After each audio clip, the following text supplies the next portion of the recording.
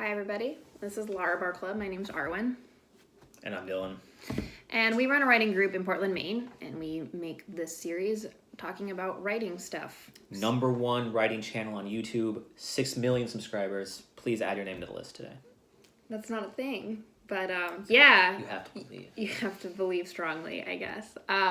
So today we are going to be talking about editing by yourself.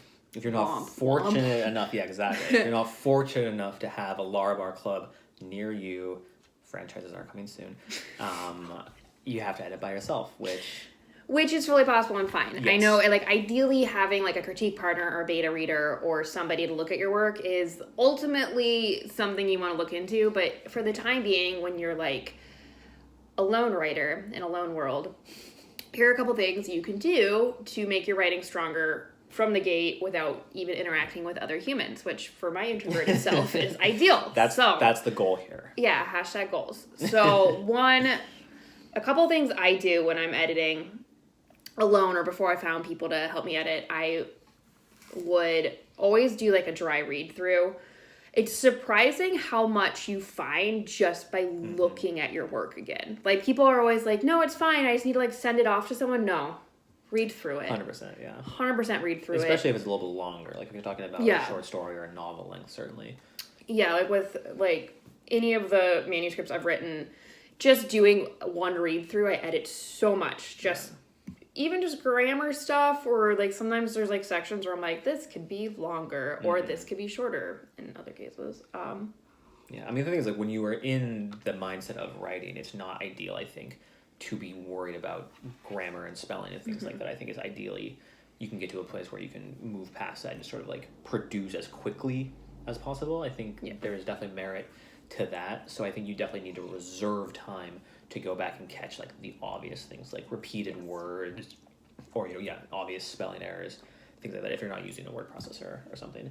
Yeah. But definitely, an initial read through is crucial. Yeah, which I think, I know I used to kind of discount them a little bit until later, and then I would read through and be like, oh, I've done so much work by myself, just like reading it. Another thing I like to do is to read out loud, and you don't have to do it in front of a mirror.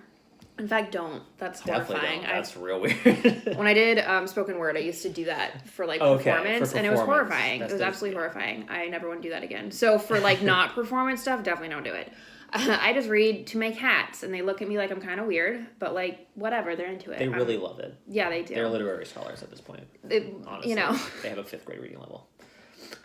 They like it better than when I sing. So it's like, all right, guys, you get like one or the other. Like, make your pick. But reading out loud helps because saying it out loud will reveal more to you than just reading it in your head. Because in your head, things can sound really good. And then when you're like stumbling over it, trying to say it out loud, you're like, oh, this may not be as good as I think it is. Yeah. Or conversely, you might be like, wow, this is really amazing. I mean, that's the thing I think with reading aloud too, is when you're writing, you understand what you're trying to say. So you're going to see what was written through the lens of what you were trying to achieve. Whereas if you then speak it out loud, it gives you sort of a third-person perspective as to what a reader will actually be experiencing, and you can see if I just totally missed what I was trying to go for, or I'm almost there, but syntactically, grammatically, people are going to trip up on this, and like that's another thing that is not going to be caught by a word processor or internet service or whatever. Like there are probably 3 levels of things that you're looking for. Like the first is just blatant typos, just errors, and then the second is probably syntactic or like cadence wise, does something make sense, does it sound good, and then the third is it communicating what I wanted to communicate? Right, exactly, like and then third is going to be plot and content, like does this actually make sense, like how did this person get in this room? It's like am I introducing this character out of the blue with no context, and it made sense to me because I understand who this character is, but reading out loud you're like, wait, where did this guy? Right, that has happened to me. It happens to me in my real life. That's fair. That's really fair. Where did I come from? Who is this person? And also keeping consistency. Like I reformatted my first manuscript, so there was a lot. I reformatted them into chapters, and there was a lot of I'm trying to explain this. So it used to be like just like scene, and like rotating through a bunch of different narratives, and like everyone found that really confusing because that's a really confusing way to tell a story. So I formatted them into chapters with like switching perspectives of each chapter, not like every scene. But there was some consistency issues because I was doing it from scene to scene to scene. I hadn't really made sure that the transitions from each perspective made sense. So there were some of the same perspective that like the transition was very jumpy, and I didn't realize that because it was interrupted by a bunch of different other narratives. Right. So that was one thing, just like going through and being like, does this transition well? Like just going through the end of each chapter, the end of each scene of like, does it make sense that your character is here now? So like end of scene 1, like where is scene 2? Does it feel weird?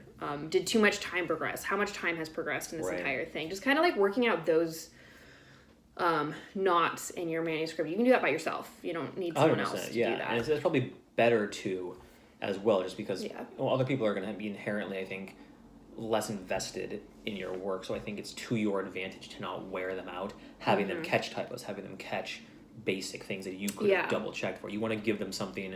I think the ideal is you hand it off when you've taken it to the point where you're no longer able to take it, any That's further. True. Yeah, because people, like, critique partners are amazing, but there's a point to which if they get bogged down in, the technical stuff, they can't actually give you feedback on the fun stuff, like the story. Right.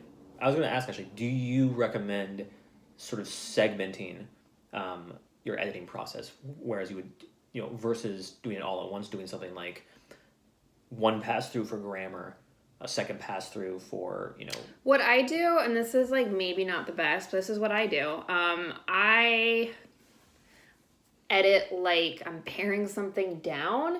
So I edit for everything in my first pass through, but some of the harder things I'll just circle and be like, I will return to this later. Yeah, absolutely. And then I just like continuously do that and like keep editing down, and then I'm left with like the 3 segments that don't make any sense that I have to completely rewrite, which sucks because I'm like, oh, I'm almost done. And then I'm like, left the hardest for last. This is great. So that's how I edit. So I edit for like everything. But in my head as I'm editing, I'm like, okay, is this grammatically correct? Like each scene by scene, it's like, is this grammatically correct? Does the transition make sense? Does the scene, like, is the scene painted well? Right. Like, I definitely, like, when I'm editing, go in and, like, flesh things out. Because sometimes when I'm writing, I don't really describe the setting very well. That's definitely a thing. Like, my weak point is I'm just like, oh, this dialogue, and then these characters do this, and then new scene, and like the reader is kind of like, where are they though? Like, what is going on? Parking lot of McDonald's.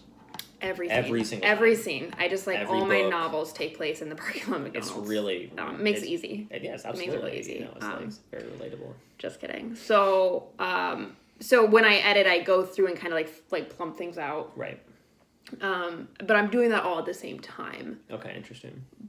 But that's how I do it. Like, some people do like, I'm just gonna look at grammar. I'm just gonna, but like, I can't really help myself. I just that was I guess my other question. It's like, once you get in there, it's probably hard to.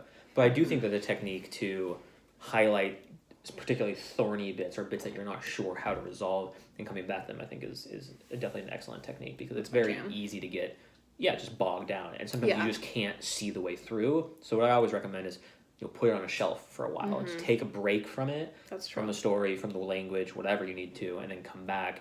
And often, like, when I'll do that with fresh eyes, I'll be like, oh yeah, like there's it's sometimes it's an easy fix. And you just like are too in it. So that's why I circle it. And like some of the tougher scenes, I'll like take a week. I'll just be like, you know what, I'm not gonna look at this. Yeah. And then look at it and I'm like, oh, this is not like, this was so easy, what was I But when you're like 2 hours into your editing session or whatever, and you're like, oh god, like I need to get this done, Yeah.